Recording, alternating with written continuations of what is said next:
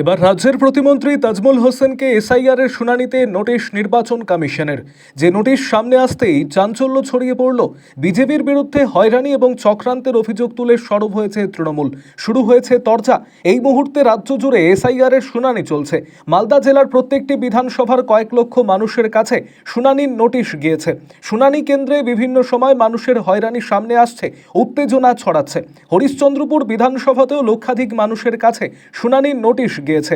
এবার ওই বিধানসভার বিধায়ক তথা রাজ্যের প্রতিমন্ত্রী খোদ তাজমুল হোসেনের কাছে শুনানির নোটিশ, তার পরিবারের সদস্যদের কাছেও নোটিশ গিয়েছে বলে জানতে পারা গিয়েছে। মন্ত্রীর অভিযোগ, বিজেপির চক্রান্তে কমিশন মানুষকে হয়রানি করছে। এসআইআর এর নাম করে এনআরসির চক্রান্ত চলছে।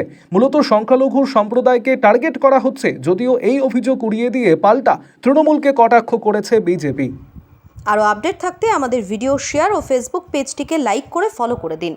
আমাকে গতকাল রাত্রে আমি যখন দেখতে পেলাম আমার মোবাইল খুলে যে আমার নামে আবার হিয়ারিংটা এসছে, হিয়ারিং অর্থাৎ আমার কাছে এই নোটিশটা এসছে।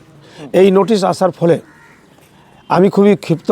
কারণ যে আমি 1978 সাল থেকে আমি একজন পঞ্চায়েত থেকে দাঁড়িয়ে 2003 সালে নির্বাচিত হলাম। আবার 2006 সালে আমি বিধায়ক হিসাবে দাঁড়িয়েছিলাম। আমাদের যে নির্বাচন যে কমিশন যে আছে, সেই নির্বাচন কমিশন সমস্ত রকম ডকুমেন্টস আমার দেখা সত্ত্বে তারপর আমি দাঁড়িয়েছিলাম ভোটে।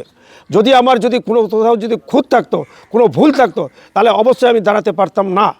তা সত্ত্বেও এখন আজকে আমাকে হিয়ারিং করতে হচ্ছে। আমি এখন 2026 4বার আমি প্রতিনিধি এখানে দাঁড়িয়েছি এবং 3বারের বিধায়ক। তা সত্ত্বেও আমাকে হয়রানির শিকার। তাহলে বুঝতে পারছেন যে আমাদের সাধারণ মানুষের অবস্থা কি হচ্ছে। এই যে বিজেপি সরকার এত যে মানুষকে হয়রানি করছে, এক শ্রেণীর মানুষকে, আমরা খুবই লজ্জিত এবং আমরা তাদেরকে ঘৃণা করছি।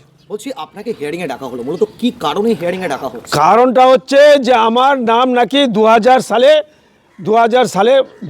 সালে ছিল তজমুল, আমার বাবার নাম ছিল দিদার বক্স। এটার কারণে আমাকে করা হয়েছে। আমি সেগুলো সমস্ত কিছু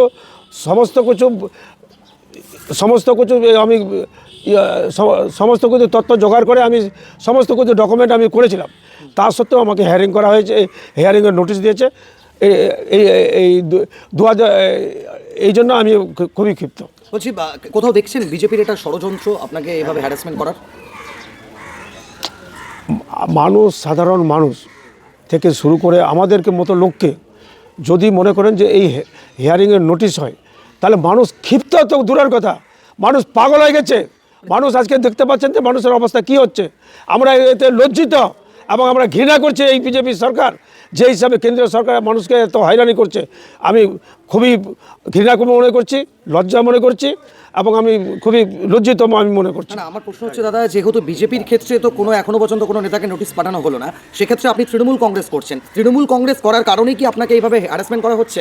তৃণমূল কংগ্রেস করার কারণেই আমাকে হয়রানি করা হচ্ছে। কারণ যে আমরা এক শ্রেণীর লোক, অথচ অন্যান্য জায়গায় আমরা দেখেছি যে আমাদের এই যে ব্লকে যে হিসাবে প্রায় 1 লক্ষের ঊর্ধ্বে মানুষকে হিয়ারিংয়ের নোটিশ দেওয়া হয়েছে।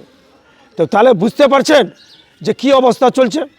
তো এখন আমাদের এই বিধানসভায় যদি 1 লক্ষের বেশি, তারা ভাবছে যে ভোটটাকে কিছু তছনছ করে তারা হেনতন প্রকারে ক্ষমতায় আসতে চাইছে। আপনি কি হিয়ারিংয়ে যাবেন? আমি হিয়ারিংয়ে অবশ্যই যাব। আমার তো ডকুমেন্টস আছে। আমি তো দীর্ঘদিন ধরে এই নির্বাচন কমিশনকে সমস্ত কিছু ডকুমেন্ট দিয়ে আসছি বলে আমি নমিনেশন করতে পারছি এবং বিধায়ক হয়েছি এবং মন্ত্রীও হয়েছি।